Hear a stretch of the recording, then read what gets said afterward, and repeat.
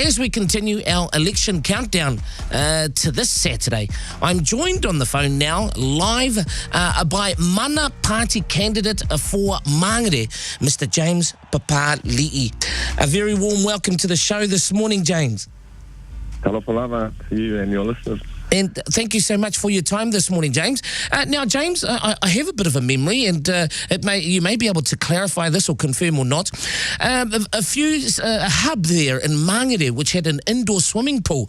I toured the facility once, and when I walked inside in the pool facility, there was an actual waka that was in the swimming pool, or not a waka, but like an outrigger type of a watercraft, and I understand that it actually belonged to yourself.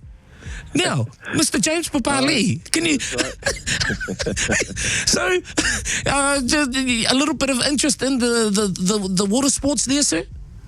Yeah. I was into Waka Ama, and I've actually belonged to our club out at Māngere Bridge. We still have it, and we have shortened it so it could fit into the pool, so we could do sessions with the children, and would be tied up, and we could focus on their technique and stuff. Yeah, that was a few years ago, mate.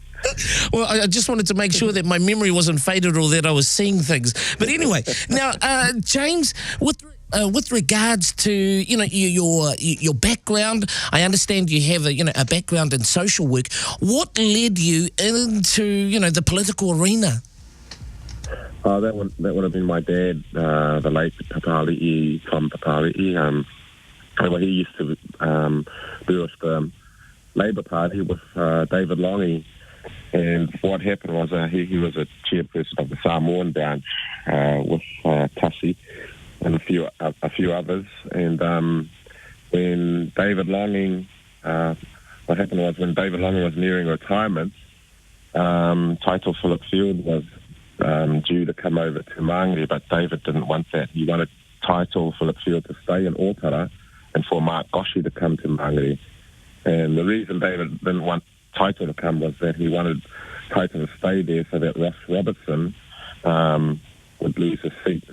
And that was David Longy's strategy, because Ross Robertson was pretty much in the right-wing fraction of Labour with Roger Douglas and them, and David Longy wanted Title to stay. So anyway, Title didn't want that. He wanted to come to Māngere, and so he didn't listen to David Longy. And what happened was the Samoan branch left, and they went to the Green Alliance at that time in protest of Title coming to Māngere and not listening to David Longy.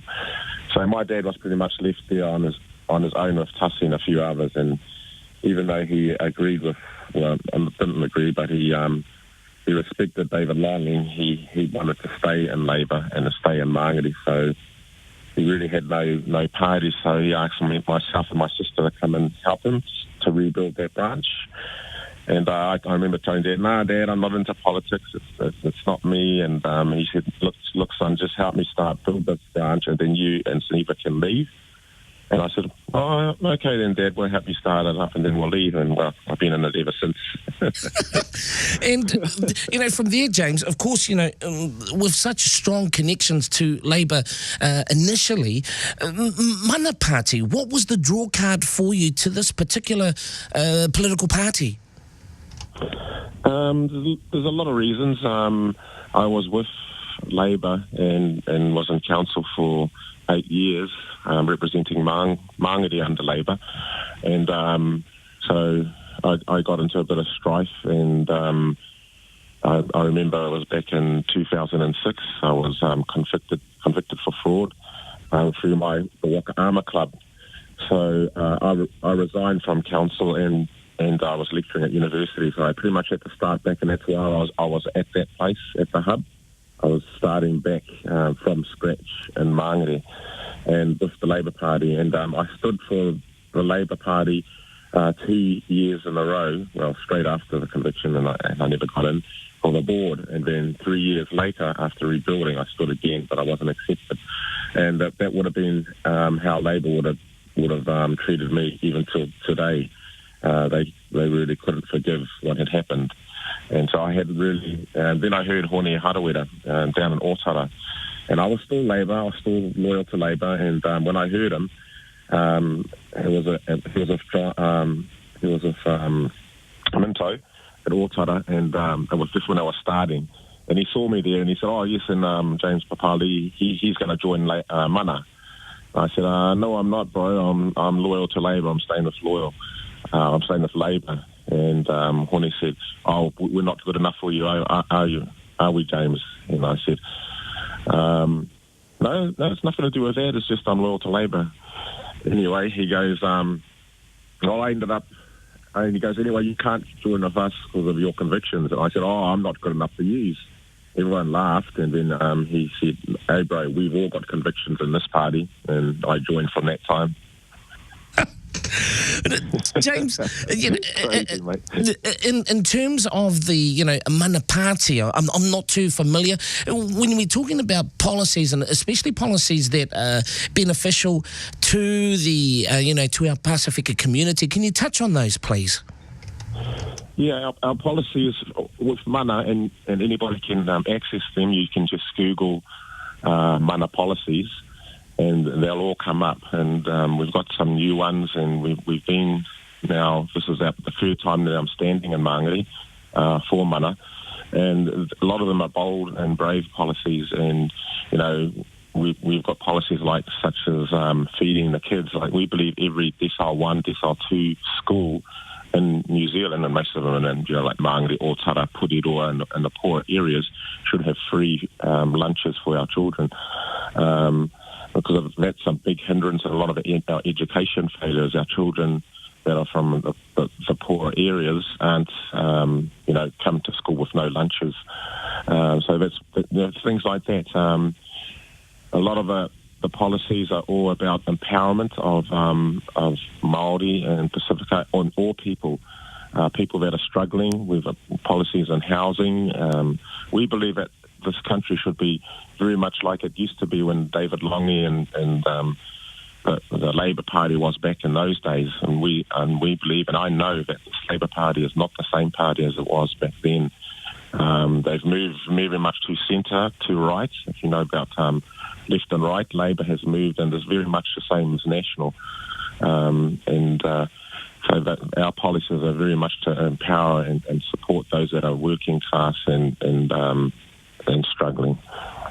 James, when we talk about, we hear this, centre left or right or left. Can you tell us more about that? Because for myself, a little bit of an understanding, but to get more understanding, are we talking about ideologies when we're talking about, left, right, centre right, etc.? Oh, it's more than ideologies. It's a whole. When we talk about left, we're talking about more assistance and help from government in terms of things like feeding our children, welfare, making sure everyone's got housing and that. Whereas the centre right, they're more about growing the economy, more about business. They believe that even taxation, that the wealthy will build the country's economy, and they'll have a trickle-down effect to assist those that are poorer. And that's been the drive. It's about privatization. It started back from the Labour Party, and around 20 years ago, they're the ones that introduced. It's called neoliberalism. That sort of thinking, policy-driven, about building wealth in the economy and strengthening the economy. Unfortunately, what that happens is that it's about privatizations of the prisons and everything like that, and it's based on America's. And what America has done, and what that does is that it creates a big gap between and inequalities between the wealthy and the rest, and we see that in New Zealand and in America, and it creates a lot of prison because people are poorer. Crime increases, all these sort of things. Homelessness becomes reality because the houses are too expensive. But that theory doesn't worry too much about that, because they're still looking at building the economy and having this wealth, and that's what we oppose. And left people and left-thinking people always oppose that right thinking, and we can see that today. what has happened. So for yourselves, on that note, Mana Party clearly standing... I sort of caught that, but so are you saying for Mana Party we're more right? No, we're more left-leaning. Left-leaning, okay. Towards assisting to help the poor and that, and we're against privatisation. Our prisons should never have been privatised, all those sort of things. Housing New Zealand, they're moving it away from governments so that responsibility becomes not theirs, and all those sort of things is what Labour and National have been doing for the last 20 years. That is right, centre-right thinking. Whereas our thinking, which is centre-left, not centre, we're nowhere near centre, is about the government needs to take responsibility for making sure that everybody has housing, that everybody has a fair education, that our children are fed. It's more like Holland and those sort of countries. They're very left-leaning, and we can see they're the best places to live because they look after the vulnerable, the elderly, and those that are struggling. Their prisons are just about empty because they have rehabilitation. They have a different. They don't privatise their jails and that. So left thinkers are more better centred, but it means they don't have the wealth as well. They don't have this 1% or 2% or 5% of wealthy, rich people in their countries because their rich people are more about sharing their wealth and not having to have, be multi-millionaires because their taxation means that they are assisting more with the equality of people, and that's how we think. James, just in terms of the electorate itself, and if I remember correctly, you said earlier that this is your third time standing in the Māngere electorate. With the incumbent, MP and, Māngere being a stronghold, a Labour stronghold for a number of years now, does it ever get to the point for yourself, standing three times and maybe not having the success that you would like? What keeps you, putting your name forward or your hat in the ring time and again? Yes, because I know what's happening in the political arena. Us Pacific people have voted Labour historically for years, and so did I, and I was part of Labour.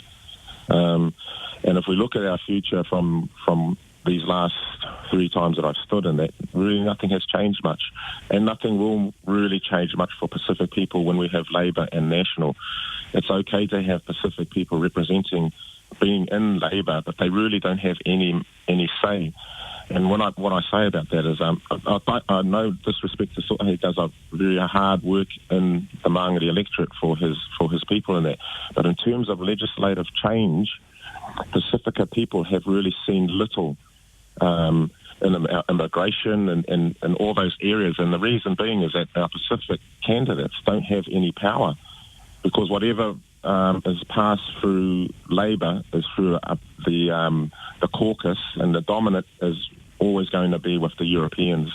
And things that come up that really that Pacific people need, they're always and predominantly always blocked. And it's why we haven't seen legislative come out for our Pacifica people over the last 20 so many years that we've actually had since Title Phillip Field. So if we start looking at the real things that need to happen for Pacific empowerment, they won't happen. They will happen and when we align with an Indigenous party, such as the Māori Party or the Mana Party, we're the leaders of a tangata whenua of the Indigenous, because they're not afraid to change things, such as the justice system, because we're all in the same boat. If our Pacific people start thinking we actually need to be with the Indigenous people of this country, because nothing will happen with National and Labour. You'll hear the good things about what Labour would do for us, and they've been saying that for the last 20 years, and yet we're still in the same position as Pacific people. In fact, we're going backwards and things are getting worse. We've got to start thinking that we're in the same boat as Indigenous people, as our cousins, the Māori. The same boat, we're filling up the prisons, we're filling up our education systems, we're in the lowest sectors and decile schools. And that this continues unless we start aligning ourselves with Indigenous people, and we double our numbers, and then our power will be starting to be, and the things that will happen will start happening. And it might not happen for another generation. It might be our kids and their kids that start seeing that. I don't give a stuff really. That's why I stand and I put my message out. And if 20 people vote for me, well, that's fine, because at least I've had the platform with the other MPs to start trying to educate our people what's really happening there. And I'll just continue standing until I don't get the approval to stand through mana or through Māori Party. James, just one quick question, because we've only got a very little time left. When you were talking about the Indigenous people and that, but surely with Kelvin Davis being named as the deputy leader now for Labour Party, that's a step in the right direction. I'm sure it is for Labour to appear like that. But I tell you what's going to happen, my bro. As soon as the Labour get into power, he will be the first casualty. His position as deputy mayor will be given to either Greens or to whoever they're going to negotiate with. This is a show pony of how Māori and Pākehā can work together. But I guarantee he will not hold that position. Māori will always be treated as the second class as Pacifica in the Labour caucus. And no matter what, Māori will still not have the power to change things until, because when it gets to the caucus level, the dominant people in Labour are always Pākehā. And I can't see much changing in that party. On that note, that's all we've got time for. A very big thank you, James Papali'i, Mana Party candidate for Māngere, standing at this year's elections. Thank you so much for your time this morning, James, and wishing you all the best.